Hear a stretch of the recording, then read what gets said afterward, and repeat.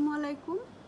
এটা একটা অ্যাগলোনিমা গাছ, আর এইটা হচ্ছে অ্যাগলোনিমার তো অনেক প্রজাতি, এটা আর একটা প্রজাতি। এটার পাতাগুলো বেশ বড়, আর অ্যাগলোনিমা বিভিন্ন কালারের হয়, লাল, হলুদ, মেরুন। তো আমার এই গাছটা 3 বছর ধরে একই রকম ছিল, এ বাড়েও না কমেও না। আর পাতা 6টা থেকে 7টা হয়, নিচের দিক থেকে মরে যায় আর উপরে আবার নতুন পাতা গজায়।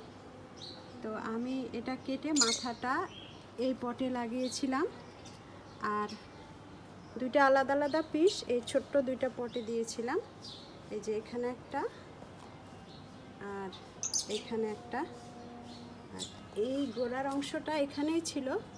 তো এখান থেকেও দেখছি যে দুইটা গাছ দুই পাশ দিয়ে বের হয়েছে, আর এখান থেকেও নিচ থেকেও একটা বের হয়েছে। এখন এগুলো আলাদা আলাদা পটে দিয়ে দিব, আর দুইটা রেখে আমি বাকিগুলো গিফট করে দিব।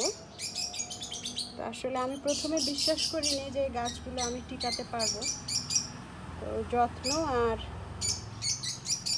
আল্লাহর ইচ্ছায় গাছটা মাশাআল্লাহ অনেক সুন্দর হয়েছে। আর আমি এইটা হচ্ছে ইনডোরে রাখি, খুবই ভালো লাগে দেখতে। আর মাঝে মাঝে 2-3 দিন পর পর একটু রোদ্রে দিই, পানি শুকিয়ে গেলে পানি দিয়ে এইভাবেই যত্ন করে এখন পর্যন্ত রাখছি।